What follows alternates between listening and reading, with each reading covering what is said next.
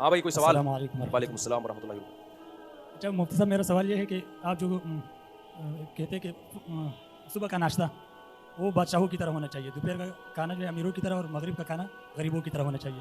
तो हमने सुना है कि अक्सर आप अलैहिस्सलाम जो है मतलब जब घर आते हैं तो पूछते हैं कि खाने को कुछ है, तो अगर कुछ होता तो खा लेते, ना होता तो आप फरमाते कि मेरा रोज़ा है। तो इससे ये मालूम होता है कि आप अलैहिस्सलाम ने नाश्ता भी नहीं किया, जो बादशाहों वाला खाना था, फिर अमीरों वाला भी रह गया, तो बाकी जो है गरीबों वाला मतलब आप अलैहिस्सलाम ने हमेशा जी मुस्तकिल खाया। जी जी जी। तो ये इश्काल है। सवाल मैं इनके इश्काल को अपनी ज़बान में और पुख्ता करके आपके सामने पेश करता हूँ। मेरे बयान में कहीं ये बात आई है कि सुबह का नाश्ता बादशाहों की तरह करो, दोपहर का खाना अमीरों की तरह और रात का खाना गरीबों की तरह। तो भाई साहब को इश्काल ये है कि नबी सल्लल्लाहु अलैहि वसल्लम के यहाँ तो नाश्ता ही नहीं था। घर में आते पूछते कुछ खाने को है, फरमाती है तो खा लेते, बताती नहीं है तो कहते मेरा रोज़ा है। और फिर जो रात को भी होता हो तो गरीबों का वाला ही, मिस्कीनों वाला ही खाना होता था आप सल्लल्लाहु अलैहि वसल्लम का। तो इस्लाम तो मेडिकल साइंस के खिलाफ बात नहीं करता ना, क्या ख्याल है? अगर इस्लाम इस्लाम तो वो है जो नबी ने पेश किया, तो वो कैसी बात होगी जो इस्लाम पेश कर रहा है, तो वो नबी की तालीमात के खिलाफ कैसे हो सकती हैं? यानी मेडिकल साइंस जो बात कर रही है, अगर कर रही है तो फिर नबी की बात ज़्यादा सही है। अंबिया जितना फितरत पे होते हैं इतना तो कोई भी नहीं होता। उसका जवाब यह है कि ये बात मैं अपने बयानात में 20 दफ़ा बता चुका हूँ कि नबी सल्लल्लाहु अलैहि वसल्लम क्या अंग्रेज़ों के आने से पहले तक नाश्ते का तसव्वुर मुसलमानों में था ही नहीं। नाश्ता अंग्रेज़ों ने मुतारिफ करवाया है। इससे पहले सारी दुनिया के सारे मुसलमान 2 टाइम का खाना खाते थे। एक होता था 11 साढ़े 11 बजे दोपहर का खाना, जिसको गदा कहा जाता है, और एक होता था इशा के फ़ौरन बाद या मगरिब के बाद, जिसको अशा कहा जाता है, रात का खाना। ये 2 ही खाने इस्लाम में मुसलमानों में हमेशा रहे हैं, और इसके बीच में कोई चाय का वक्फा, कॉफ़ी कुछ भी नहीं होता था।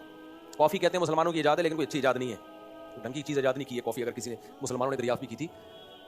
तो ये जो सेटअप चला आ रहा था ना सदियों से, हमारे शेख हज़रत मुफ्ती रशीद अहमद साहब फरमाया करते थे कि हमने हिंदुस्तान में नाश्ता देखा ही नहीं था, दोपहर का खाना रात। अफगानिस्तान में भी ऐसा ही, कोयटा वोयटा सब जगह अंग्रेज़ जहाँ भी गया ना कुछ उल्टा पुल्टा करके गया है। वो कुछ अच्छा भी किया, उसने सड़कें वड़कें बना दी, लेकिन वो तो ज़ाहिर है पैसा होगा तो सड़कें बनेंगी वो, और जितनी बनाई है उससे ज़्यादा खाई है उसने। हिंदुस्तान में लोग कहते हैं अंग्रेज़ आया था ट्रेनों का जाल बिछा दिया। भाई साहब, अगर अंग्रेज़ ना आता तो भी ट्रेनों का जाल बिछ जाता वो, और आज यूरोप वाली ट्रेनें चल रही होती। अंग्रेज़ ने जितना इन्वेस्ट किया ना हिंदुस्तान पे, सारा गोल्ड लेके वो चला गया था बरतानिया, तो खाया ज़्यादा है, लगाया बहुत कम है। तो इसलिए इतनी ज़्यादा अंग्रेज़ों की तारीफ हमारे सामने न किया करो। तो नाश्ता भी वो लेकर आया, चाय भी वो लेकर आया, नशा भी वो लेकर आया, ड्रग्स भी वो लेकर आया। अब लोग 3-3 टाइम खा के मुस्टंडे बन रहे हैं, नाश्ता करते हैं, फिर खाना खाते हैं, फिर रात का खाना खाते हैं, फिर कुछ हकीमों ने भी नाश्ते को, नाश्ता बहुत ज़रूरी है, कुछ भी ज़रूरी नहीं है नाश्ता वाश्ता, समझ रहे हो? तो ये जो है ना कि नाश्ता बादशाहों की तरह करो, ये उस सूरत में है कि अगर आपने करना ही है, आपने 3 टाइम खाना खाना ही है, जो कि लोग खा रहे हैं, तो फिर उसमें यह है कि चूंकि सुबह के वक्त आपका मेटाबॉलिज्म बहुत फास्ट होता है, उस वक्त भारी भरकम ग़िज़ाएं हजम हो जाती हैं। अगर करना ही है नाश्ता, तो सबसे सुपीरियर चीज़ फिर क्या होनी चाहिए? नाश्ता। दोपहर भी सनलाइट होती है, तो सनलाइट में जो खाया जाता है दोपहर में, वो भी फैट बहुत ज़्यादा नहीं बनता। रात को जो आप खा रहे हैं ना, वो तो जब सो जाएंगे ना आप, तो वो यूटिलाइज थोड़ा ही हो रहा है, उसमें बीमारियों का खतरा ज़्यादा है। तो ये उन लोगों के लिए कहा जाता है जिन कमबख्तों ने, मुझ समेत, मैं भी करता हूँ नाश्ता, लेकिन दोपहर का खाना सर्दियों में नहीं खाता मैं, खाता हूँ तो फिर रात को कम कर देता हूँ। तो ये उन कमबख्तों के लिए जो हम जैसे नालायक लोग हैं, उनके लिए उसूल ये है कि अगर उन्हें नाश्ता करना ही है, दोपहर खाना भी खाना है, रात भी खाना है, तो भाई रात को बहुत हल्का कर दो, दोपहर थोड़ा सा बेहतर कर दो। अगर फोड़ना फाड़ना ही है तो सुबह के टाइम पे फोड़ो, फोड़ना फाड़ना ही है, खाते थोड़ी अभी फोड़ते हैं ना। क्या हो गया आप लोग को समझ में नहीं आ रहा? हम लोग खाना खाते हैं, खाना फोड़ते हैं, तो ये फोड़ना फाड़ना सुबह होना चाहिए। हम लोग फोड़ फाड़ रहे हैं रात को। शादियों में नान और मुर्गो मुसल्लम और बीफ बिरयानी, चिकन बिरयानी और चिकन टिक्के और बीफ बोटी, ये सब फोड़ा कब जा रहा है? और रोटी भी नहीं होती ना, वो होती है ताफ्तान होते हैं बिल्कुल, यानी कार्बोहाइड्रेट का कनस्तर, और उसमें वो भी नहीं है, यानी मैदे के बने हुए होते हैं। प्रोटीन तो जीरो है ना उसमें, क्या है प्रोटीन उसमें? वो खाते हैं रात को और फिर सोते हैं, और एक दिन सुबह उठते ही नहीं है, पुलिस भी आती है उठाने के लिए, नहीं उठते। तो ये उन लोगों के लिए कहा जाता है कि भाई जिन्होंने खाना ही है तो वो अपनी फोड़ना ही है, तो सबसे ज्यादा अगर फोड़ना ही है तो सुबह के टाइम पे फोड़ेंगे। उसके नुकसान भी होंगे मगर कम होंगे। दोपहर को फोड़ने के भी नुकसान होते हैं मगर निस्बतन कम होते हैं। सबसे ज्यादा बॉडी डैमेज होती है रात को फोड़ने फाड़ने से। और ये रात को फोड़ने का मतलब है कार्ब वाली चीज, फुल कार्ब डाइट है वो लेना, चावल रोटी यही चीजें तो हम खा रहे हैं ना। तो रात को तो आप हल्का फुल्का खाया करें, और वो भी प्रोटीन वाली चीजें ज्यादा लें रात को। अब नबी सल्लल्लाहु अलैहि वसल्लम की जो सीरत थी, जिसमें हम देखते हैं कि आप घर पे आते, होता खा लेते, नहीं होता नहीं खाते। भाई सेहत का सबसे बेहतर उसूल यही है, भूखा रहो, जब शदीद भूख लगे तो खाओ आप। ये तो सारी दुनिया के सारे साइंटिस्ट इस पर मुत्तफिक हैं। लेकिन आपका ये जो इश्काल है कि नबी सल्लल्लाहु अलैहि वसल्लम की खुराक तो मिस्कीनों वाली खुराक थी, ये बात गलत है। हमारे नबी की खुराक बहुत सिर्फ खानदानी नहीं बल्कि बहुत खानदानी थी। जिसको हम गरीबों वाली खुराक कहते हैं, आज मेडिकल साइंस ने साबित कर दिया कि वो गरीबों वाली नहीं है। असल में गरीब जो खुराक खा रहा है वो अमीरों वाली है, अमीर जो खा रहा है वो किसकी वाली है? वो गरीबों वाली खुराक। समझता है कि नहीं समझता? अब मैं बताता हूँ हमारे नबी ने क्या क्या खाया है। हमारे नबी ने, जो कुरान ने जिन खुराकों को प्रमोट किया है, कुरान और नबी तो तालीमात के लिहाज से एक ही चीज़ के दो नाम है ना। कुरान में बर्गर का तस्करा है, कहीं अल्लाह ने बर्गर की कसम खाई हो? कसम है कोल्ड ड्रिंक की, कसम है शरबत की, हैं? कसम है बिरयानी की। कुरान ने कसम खाई वत्तीनी वज़्ज़ैतून, कसम है इंजीर की। तो प्रोमोट किसको किया कुरान ने? इंजीर। आप इंजीर के फजाइल देख लो जाके, ऐसी खानदानी खुराक है यार, अपने खर्चे पे खा लिया करो। बहुत सी चीजें मीठी होती हैं, शुगर कम होती है उसमें, मिठास पूरी आएगी। जैसे गुड़ मीठा है, शुगर उसमें चीनी से कम है उसमें भी बहुत है, ऐसा ना गुड़ फोड़ना शुरू कर दें, लेकिन चीनी से बहुत कम है, लेकिन मीठा वैसे ही होता है। क्या ख्याल है भाई? तो कसम उठाई गई है इंजीर की, कसम उठाई गई है जैतून की, डालडा की कसम है, ये जो आजकल के कुकिंग ऑयल आ रहे हैं इनकी कहीं कसम है। अल्लाह ने जैतून की कुरान में तारीफ की, शजरतम मुबारका, बरकत वाला दरख्त। मिसालें भी अल्लाह ने जैतून की दी हैं, बुकातिन मुबारकतिन जैतूनतिन, शजरतिन मुबारकतिन जैतूनतिन। तो आप जैतून खाओ, ये गरीबों वाली खुराक बोलो नहीं है, ये अमीरों वाली खुराक। एक बात, सिर्फ हम ऑयल पे आते हैं, ऑयल पहले ऑयलों को खत्म करें फिर हम कार पे आएंगे। सिर्फ ऑयल को फोकस करो आप। अल्लाह ताला ने कुरान में इरशाद फरमाया कि हमने यहूदियों पर चर्बी को हराम कर दिया था, वहर्रमना अलैहिम शुहूमहुमा, यहूदियों को कहा था कि ऊंट और गाय का सिर्फ गोश्त खाना है, दुम्बे का गोश्त खाना है, चर्बी को हाथ नहीं लगाना। क्यों? क्या उस चर्बी से फैट पैदा हो रहा है, उससे बीमारियां आ रही हैं? ना ना, अल्लाह को यहूदियों से इतनी मोहब्बत नहीं थी कि अल्लाह उनको सेहत देना चाहते थे। अल्लाह ने कहा तुमसे इतने बड़े बड़े जुर्म हुए हैं, कम बख्तो, इतने बड़े बड़े गुनाह किए हैं, सिर्फ गोश्त को हाथ लगाओ, जानवर के फैट के करीब बोलो मत जाना। चर्बी खाने की तुम्हें इजाजत नहीं है, चर्बी सिर्फ नेक लोग खाएंगे, बुरे लोग चर्बी बोलो नहीं खाएंगे। समझ आई बात? इससे पता चलता है भाई चर्बी में कुछ तो था। चर्बी खाने वाला 4 शादियां करता है, नहीं तो जज्बा उसमें 4 शादियों का पैदा हो जाता है। ये एनिमल फैट है। आप मेडिकल साइंस की रिपोर्टें पढ़ो, जो सही डॉक्टर है, जो मुहक्किक हैं, हर डॉक्टर मुहक्किक नहीं होता, तो फितरत से पूछते हैं, फितरत से, नेचर से पूछते हैं। हमारे नबी ने ऊंट की चर्बी इस्तेमाल की है। अरब में ना शायरी में, अरब की जो शायरी है, जो ज़माने जाहिलियत की शायरी है, उसमें एक शायर ने बताया कि मेरी कज़नों ने, चचाजाद बहनों ने मुझे कहा कि भाई ये तुम जो है ना इतना बड़ा ऊँट खड़ा हुआ है, तुम सखावत नहीं दिखा रहे, कह रहे मैंने ऊँट को नहार किया। फिर चर्बी का उसने खास तस्करा किया अपनी शायरी में। ऊँट की सफेद चर्बी बहुत ज़बरदस्त होती है, मैंने एक दफ़ा उसका घी निकाला था ऊँट की चर्बी का, हल्का सा कुकिंग करके ना, ऐसा बेहतरीन, कोई स्मेल नहीं होती, इतना मज़े का होता है वो, लेकिन लोग नहीं खाते। ये जो दुम्बा है, अल्लाह ताला ने चक्की वाले दुम्बा, पूरा घी का डब्बा उसके पीछे लगा दिया। क्या ख्याल है कि नहीं है? पूरी जिंदगी वो घी का डब्बा अपने साथ लेके घूमता है। वो जो चर्बी है ना, जिसको पिघलाते हैं तो घी बन जाता है वो बज़बान हाल वो दुम्बा कह रहा होता है कि मैं जब कटूंगा तो मेरा गोश्त इस डब्बे में पकेगा। बज़बान हाल वो, ये फितरत, ये नेचर की, ये गिफ्ट, फितरत के गिफ्ट है हमारे लिए, ये अल्लाह के गिफ्ट है। किसके लिए? कि अल्लाह ने कहा क्योंकि दुम्बे खाने वालों को चर्बी का शौक होता है, बकरे खाने वालों को नहीं होता, हकीकत है। और दुम्बे अक्सर सर्द इलाकों में होते हैं, दुम्बे में गर्म इलाकों में नहीं रहता, तभी उसके बाल बार बार साफ करने पड़े। अल्लाह ने उसको कुदरती स्वेटर पहनाया है ये बताने के लिए कि ठंडे इलाकों का है और ठंडे लोग, इसी ठंडे इलाकों के लोग ये खाएंगे और फैट में पकेगा। तो अल्लाह मियाँ ने उसके पीछे एक चक्की बना के पूरा घी का डब्बा चिपका दिया। सारी जिंदगी वो घी का डब्बा उठा उठा के घूमता है कि भाई मैं जब कटूंगा तो मेरा गोश्त इसी में पकेगा। हमने क्या किया, डॉक्टरों की बातों में आके, जो बेचारे सही समझदार डॉक्टर नहीं है उनकी बातों में आके वो चर्बी उठा के साबुन बना दिया हमने उससे, या वो किसी को दे दिया, और अलग से हमने कुकिंग ऑयल मार्केट से खरीदा और उसमें उसके गोश्त का बेड़ा गर्क कर दिया। जायका की भी ऐसी की तैसी और सेहत की भी ऐसी की बोलो ऐसी। तो ये गरीबों वाली खुराक डालडा है या कुकिंग ऑयल है। डालडा को स्पेशली, कोई डालडा फिर भी निस्बतन बहुत से ऑयल से बेहतर है, कंपनी है ना।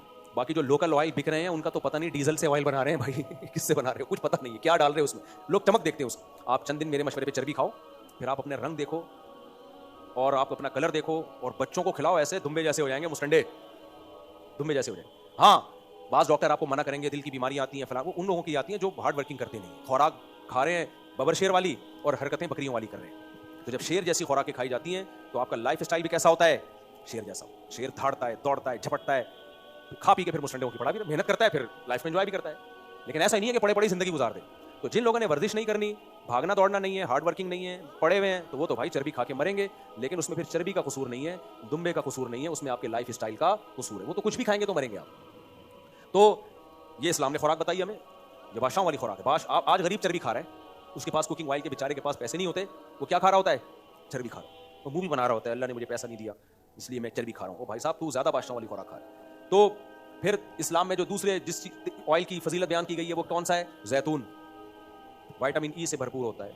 मैं ऐसे इलाकों में गया हूँ जिन लोगों में जैतून इंटेक ज्यादा है, उनकी स्किन ही अलग नजर आ रही होती है, अजीब ही लग रहे होते हैं, जवान तो अलग ही लग रहे होते हैं, नजर आ रहे होते हैं। भाई ये कोई ये वो वाली खुराक, हमारे वाले पराठे पर सेट नहीं हुए ये लोग। तो अब जैतून में लोग कहते हैं एक्चुअली महंगा बहुत है। भाई साहब जैतून का 1 चम्मच डलता है और ये जो दूसरे कुकिंग ऑयल उनके 6 चम्मच डलते हैं, तो नतीजा वही निकल जाता है। लेकिन दिमाग जब आपने का सेटिंग पे ना हो तो क्या कर सकते हैं। तो हमारे नबी सल्लल्लाहु अलैहि वसल्लम की खुराकें बड़ी खानदानी थी। तो इसी तरह नबी सल्लल्लाहु अलैहि वसल्लम ने दूध पिया है। दूध गरीबों की खुराक आज बन चुकी है। असल में ये किसकी खुराक है, अब देखो दूध कैसे पिए, बॉईल करके नहीं। देखो नबी सल्लल्लाहु अलैहि वसल्लम को फॉलो करना है तो पूरा फॉलो करोगे तो फायदा होगा, जिस तरीके से आपने जो चीजें इस्तेमाल की। हमारे नबी ने दूध जब पिया है तो उसमें 3 चीजें हैं, वो 3 शर्तों का ख्याल करके पियोगे तो फायदा होगा, और फिर थोड़ा फायदा नहीं होगा, बहुत फायदा होगा। नंबर 1, उस जानवर का दूध जो ऑर्गेनिक चीजें खाता हो, यानी नेचुरल तरीके से पलता हो। आजकल कराची में भैंसों को बांध के भैंसों की मर्जी का नहीं अपनी मर्जी का खिलाया जाता है उनको। समझते हो कि नहीं समझते? हमारे एक दोस्त हैं, उनकी भैंस और उनकी गाय का दूध बहुत मीठा। मैंने कहा इतना टेस्टी दूध? कहते हैं हमारे घर का दूध है भाई, ऐसा खानदानी है, इतनी मोटी मलाई और इतना मीठा दूध, ऐसा लगता है चीनी मिलाई हुई है। मैंने कहा भाई इतना मीठा और इतनी मोटी मलाई, जब खुराक देखी तो केक और पेस्ट्रियां खिलाई जा रही हैं गाय को। हमारे दोस्त ने, आप कभी कहो तो मैं मिलवा भी दूंगा उनसे। मैंने कहा ये केक कहां से लाता है भाई तू? कहते हैं जितना बेकरियों का बचा हुआ केक पेस्ट्रियां जो जाया होने वाली होती हैं वो लाके मैं किसको खिला देता हूं? गाय को। चारे में मिला के एकदम से खिलाओगे तो खराब हो जाएगा पेट, आहिस्ता आहिस्ता यूज टू करना पड़ता। उसके बाद जो उनके दूध में गाढ़ापन और मिठास आती है, मजे का बहुत होता है, लेकिन उसमें सेहत की ऐसी की बोलो टेस्ट। जो घास चरने वाली गाय है ना, उसके दूध में ना उतनी मिठास होगी ना फैट होगा, वो ज्यादा फायदेमंद है। जो धूप में फिर रही होती है, हदीस में एक फजीलत है, हदीस की सनद की मुझे तहकीक नहीं है पूरे तौर पर, गालिबन सही हदीस है। आपने फरमाया गाय का दूध पिया करो क्योंकि तरिमो फिल अर्ज़, वो जमीन में चलती फिरती है, हर तरह की जड़ी बूटियां खा रही होती है। अब जो गाय मार्केट में आ रही हैं या भैंसें मार्केट में आ रही हैं, कम वक्तों को धूप भी नहीं मिलती, हर वक्त वैक्सीनेशन के टीके लग रहे होते हैं बेचारियों को, और इनको देसी घी खिलाया जा रहा है जो इनकी नेचुरल खुराक बोलो नहीं है, और इनको बांध के वंडे खिलाए जा रहे हैं। गंदम उसमें बहुत ज्यादा होती है, गंदम तो फुल कार्ब डाइट है, और ये गंदम वो गंदम है भी नहीं जो 100 साल पहले हमारे बाप दादे खाया करते थे। पहले जो गंदम खाई जाती थी उसमें तो मिनरल्स थे, अब जो गंदम में मिनरल की ऐसी की तैसी हुई है, हाइब्रिड किस्म की गंदम आ रही है और उसमें शुगर ही शुगर है। तो वो आप वंडे वंडे खिला के ना, तो हम बस इस पे खुश होते हैं कि भाई इतना गाढ़ा दूध और इतना ज्यादा दूध, क्वांटिटी को फोकस कर रहे होते हैं और टेस्ट को फोकस कर रहे होते हैं। और वरना दूध की ऐसी की भाई, दूध में फैट जितना ज्यादा होगा वो फायदेमंद थोड़ी है, समझ रहे हो? वो फायदेमंद थोड़ी है, उसमें मिनरल्स तो खत्म हो गए। तो नबी सल्लल्लाहु अलैहि वसल्लम ने जिन जानवरों का दूध पिया है वो चरने वाले जानवर हैं। एक शर्त हो गई दूध में, पहली शर्त क्या है? चरने वाला। नंबर 2, भूख की हालत में पिया है आपने। हम करते हैं 2 पराठे खाने के बाद 1 गिलास दूध पी लो। रात को अच्छे बच्चे दूध पी के सोते हैं, तो वो 70 साल में भी रात को वो अच्छा बच्चा दूध पी के सो रहा होता है, जबकि रात वो शादी में तबीयत से फोड़ फाड़ के आया होता है। वो उसके बाद बुजुर्ग कह के दुनिया से चले गए थे, ये कह के इतने बुरा असर हुआ कि चले गए दुनिया से। वो जैसे मशवरे देंगे तो दुनिया से चले। कि अच्छे बच्चे रात को दूध पी के सोते हैं, तो 70 साल में भी आप रात को दूध पी के सोगे तो बेड़ा क्या होगा? ये तो हैरत है, 70 साल तक पहुंचा कैसे भाई तू? इसमें एक तो फैट इतना है और तुम रात को पी के सो रहे हो, तो सारा चर्बी जमेगी भाई, तो हड्डियां, तो सारे कोलेस्ट्रॉल है। तो नबी सल्लल्लाहु अलैहि वसल्लम ने दूध इस्तेमाल किया शदीद भूख में खाने की जगह। दूध, सही बुखारी की हदीस है या मुस्लिम की, कि दूध वो खुराक है जो खाने और पीने दोनों जगह इस्तेमाल होता है। तो हम लोग ऐसा नहीं करते मेरे भाई। हमें जब भूख लग रही होती है तो दूध से कौन पेट भरता है? आजकल दूध से कोई पेट नहीं भरता। साहबा कराम जो दूध पीते थे पेट नहीं भरता, यानी वो वही खाने के तौर पे होता था। आप चंद दिन ये करके देखो, भूख लग रही है शदीद, आप सिर्फ दूध पी लो। हमेशा नहीं करो क्योंकि आपको दूसरी चीजें भी चाहिए, लेकिन कभी कभार ऐसा कर लो तो देखो कैसा आपको फायदा होगा दूध का। तीसरी चीज जो नबी सल्लल्लाहु अलैहि वसल्लम ने दूध में की है, फ्रेश मिल्क। इधर निकाला और इधर पी लिया, बॉयल नहीं किया। अब डॉक्टर मेरे इस बात पे कहेंगे लो भाई जरासीम वाला दूध पिला रहे हो। भाई जरासीम पैदा होने से पहले पी लो आप। ये जो आप गवालों से दूध लेकर आ रहे हो, इसमें दूध भी है, गवाले भी हैं इसमें, यानी उनकी अपनी भी एफर्ट्स और उनकी भी चीजें। इसको तो बॉयल करना ही पड़ेगा, ये कच्चा नहीं पी लेना आप। लेकिन दूध को जब आप बॉयल कर लेते हैं तो नेचुरल फॉर्म में नहीं रहता। अल्लाह ने कुरान मजीद में दूध की बहुत तारीफ की है। व इन्न लकुम फिल अनआमि लइब्रा, फरमाया तुम्हारे लिए इन चौपायों में इबरत का सामान है। नुस्कीकुम मिम्मा फी बुतूनिही मिन बैनि फरथिन व दमिन लबनन खालिसन साइगल लिशारिबीन, हम कैसे चिकना गाढ़ा दूध सूखा चारे से थनों में निकालते हैं और ऐसे खलक में फिसलता चला जाता है। तो अल्लाह ने उस दूध की तारीफ की है जो थन से निकले और कहाँ जाए? गिलास में आके आपके हलक में चला जाए। ये गिलास का जिक्र इसलिए कि ऐसा ना हो जज्बात में आके डायरेक्ट मुंह लगाना शुरू कर दो। ये भरोसा नहीं है, वही मुंह लगा के पी रहे हो। तो समझते हो कि नहीं समझते? और दूध में नबी ने पानी भी मिलाया है। बकरी का दूध तो वैसे ही बहुत पतला होता है, उसमें भी पानी मिलाया है, सही है ना? गर्मियों में आप उसको ठंडा करने के लिए थोड़ा सा ठंडा पानी मिला दें ताकि वो थोड़ा ठंडा हो जाए। हमारा सारा फोकस होता है गाढ़े दूध पे, और नबी का सारा फोकस था पतले दूध पे। और ये तो 3 बातें हो गई, समझ में आई कि नहीं आई? ऑर्गेनिक दूध, यानी ऑर्गेनिक ग़िज़ाएं खाती हो गाय। Number 2 fresh. नंबर 3 शदीद भूख की हालत में, शदीद भूख की हालत में। और एक चौथी चीज भी थी, दिमाग से निकल गई मेरे। हाँ, दूध में कुछ मिलाया नहीं, ऐसे ही पिया है, लेकिन एक चौथी चीज थी यार। चलो फिर इतने भी काफी है, ये 3 शर्तों पे भी अमल कर लो ना तो बहुत है। तो इस तरह से दूध पिएंगे तो फायदा होगा। इस तरह से कौन पी रहा है? अमीर पी रहा है या गरीब पी रहा है? गरीब पी रहा है। समझ में आ रही है बात? तो हमारे नबी की खुराक अमीरों, अभी आपके सवाल में मजीद लेता हूँ, सब्र करें। तो हमारे नबी की खुराक तो भाई अमीरों वाली खुराक थी, समझ रहे हो? तो अब गरीब क्या कर रहा है जो रेवड़ चढ़ा रहा है बकरियों का? हाँ, चौथी शर्त याद आ गई कि आप सल्लल्लाहु अलैहि वसल्लम ने सबसे ज्यादा जो दूध पिया है वो ऊंटनी का और बकरी का पिया है। हमारे यहाँ जो सबसे ज्यादा पिया जाता है गाय का भी नहीं बल्कि भैंस का। सुभान अल्लाह। तो बनोगे क्या? भैंस बनोगे। ख्याल है? क्या बनोगे फिर? भाई जो जानवर है तो वही वही बन जाओगे। फिर भी ना पीने से बेहतर है वही पी लो, लेकिन फोकस ज्यादा बकरी और ऊँटनी के दूध तो 0 फैट होता है उसमें, है ही नहीं फैट उसमें। तो ये 4 शर्तों के साथ दूध पिया जाए तो फिर वो दूध है, हम जो पी रहे हैं वो नहीं। तो ये 4 शर्तों के साथ अमीर पीता है या गरीब पीता है? गरीब। अमीर कैसे पीता है, आइए हम उसकी तरफ आते हैं। अमीर अव्वल तो खुला दूध अब पीना ही छोड़ दिया अमीर ने, वो डब्बे का दूध पिएगा, पैकिंग का। उस पर लिखा हुआ होगा इतना इस जिंक, इतना फलाना, जिंक विंक पता नहीं होता है नहीं होता दूध में, वाल इतना, वो लिखने पर गवर्नमेंट की तरफ से कोई पाबंदी नहीं। तो ये बेचारा ईमान ले आता है कि लिखा हुआ है तो होगा भी। एकदम ये जो जहाज़ों में ये मिलते हैं ना पैकिंग के जूस, फ्रेश मिल्क पैकिंग का होता है, फ्रेश मिल्क कह रहा हूँ, फ्रेश जूस, इसमें लिखा होता है विटामिन सी और फलाना ढिमकाना। मैं जब भी पीता था मेरा गला बैठता था। मैं पैकिंग की कोई भी चीज़ खाऊं ना, मेरा गला और पेट बता देता है कि उल्टी चीज़ खाई। मेरा गला और पेट बहुत सेंसिटिव है, अल्लाह ने इसलिए रखा था ताकि मैं लोगों को बता सकूं। खुद ही मेरा गला लैब है जो बता देता है कि ये गलत चीज़ पेट में गई है। मैंने बड़ी बड़ी बेहतरीन कंपनियों के पैकिंग के जूस पी के देखे हैं ना कहीं जाके अंदर बताते हैं कि गलत चीज़ गई है। आप जूस पीना है, बोल तो जूस पियो नहीं, फल खाओ। पीना है तो भाई खुद निकालो जूस पियो, वो है खालिस। उसके अलावा बकवास है जो बोल रहे हैं खालिस, उसमें कुछ केमिकल डाले जाते हैं उसको महफूज करने के लिए। वो केमिकल नुकसानदेह होते हैं। डॉक्टर लोग कहते हैं इतने थोड़े डाले जाते हैं नुकसान नहीं हो रहे, होता है भाई। चलो एक दफ़ा पीता है तो लोग पीते भी तो डेली है ना, फिर वो नुकसान देते हैं। तो इसलिए ये जूस मूस सब टोपी ड्रामा है। पैकिंग की जो भी चीज़, बड़े बड़े रिलायबल डॉक्टरों से मैंने सुना है कि जिस चीज़ का टीवी में ऐड आ रहा है, इंटरनेट पे ऐड आ रहा है कि ये खाओ, वो कभी भी मत खाओ। हाँ, ऐसी चीज़ का ऐड आ रहा है कि वो खाओ रेडी वाले से खरीद के, तो वो खा लो आप। अच्छा, एक मंजन और भी बिक रहा है। डॉक्टर लोग क्या कर रहे हैं, किसी चीज़ के बड़े फजाइल। अब मिसाल के तौर पर एक चीज़ बड़ी मार्केट में चल रही है, मैं जब इस चीज़ की तहकीक करता हूँ ना, उसकी डेप्थ में जाता हूँ मैं। एक चीज़ आजकल बड़ी चली है, कॉफ़ी में आप नारियल का तेल मिला के पिए। ब्रिक प्रूफ कॉफ़ी है, इससे क्या होगा, आपके दिमागों की जो ठिन हो जाएगा और वो नारियल का तेल जहाँ ठियाँ जाके यूँ कर देगा। उसके बाद फिर ये, अगर आपको चाहिए नारियल का तेल तो मेरे पास ये नारियल का तेल दस्तियाब। सारे फ्रॉडी नहीं होते इसमें, अच्छे लोग भी होते हैं कि चलो आपने फजाइल सुनाए और उसके बाद अपनी प्रोडक्ट बेचे, जायज़ है ये, लेकिन फजाइल तो सही सुनाओ ना, फजाइल तो सही सुनाओ। ये क्या रिसर्च से ये सब साबित भी है या नहीं है? हम जब बड़े बड़े डॉक्टरों से राब्ता हुआ, उन्होंने कहा टोपी ड्रामा है भाई। कॉफ़ी में आप जायके के लिए आप नारियल का या कोई भी तेल मिला के पी लें तो स्वाद मिलेगा आपको, जायका अच्छा आ गया। इतने जो फजाइल है ना, दिमाग की ये वाली रख पे जाके यादाश्त बेहतर होगा, ऐसा कुछ भी नहीं है। समझते हो कि नहीं समझते?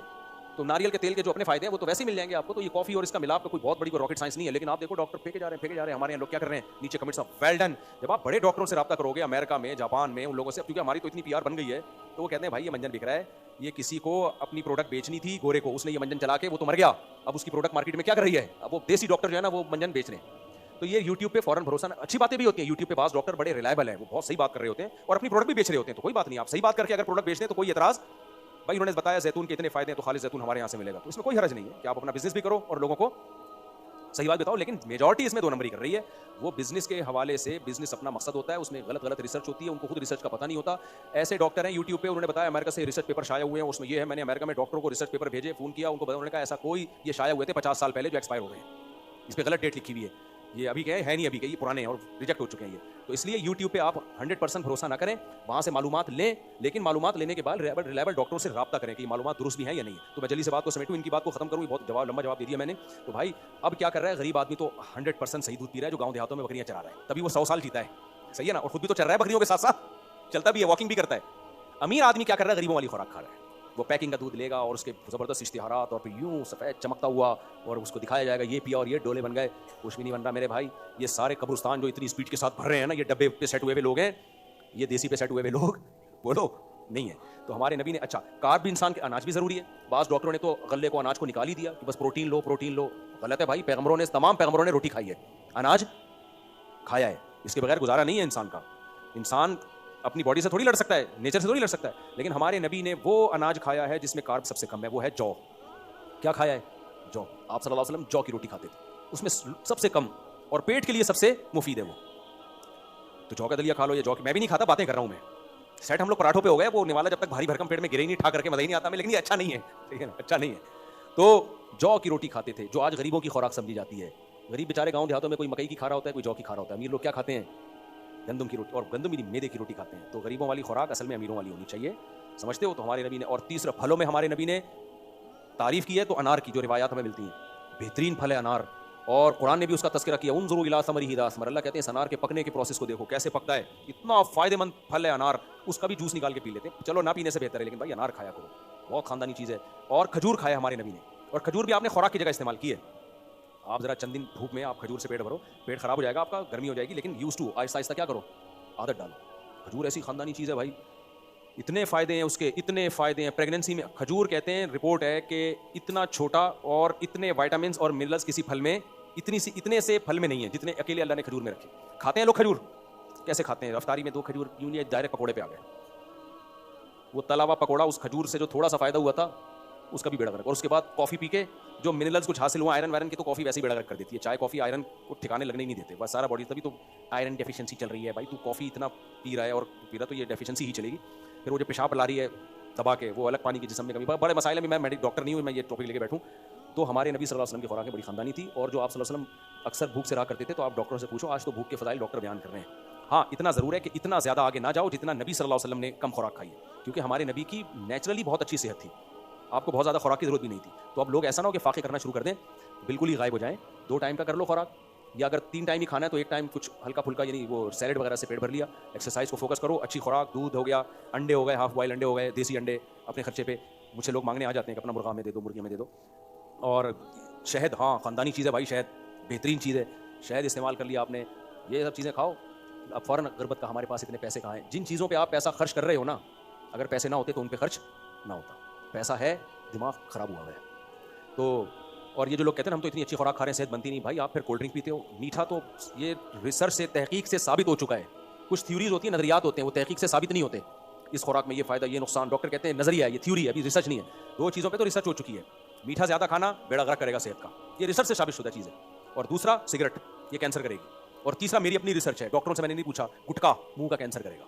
क्योंकि मैंने अपने कई दोस्तों को जो गुटखा खाते थे मरते हुए अपने सामने देखा है। आधे आधे मुंह कट गए उनके। और मौत भी ये आसान मौत नहीं होती गुटखे वाले की, तरस के तड़प के मरता है वो। इसलिए अपनी जानों पे राम करो, ये छोड़ दो गुटखे, दुकानें बंद कराओ, गवर्नमेंट पे दबाव डालो, ये बंद कराओ गुटखे की दुकानें। इतने खतरनाक जहरीले कैंसर होते हैं ना, मुंह का कैंसर यार, जख्म घुटने पे हो जाए, यहाँ हो जाए, बर्दाश्त कर। मुंह में जख्म हो गया, ना बात कर सकता है और ना खा सकता है। बहुत ही दर्दनाक मौत होती है गुटखे वाले की। अल्लाह हिफाजत करेगा।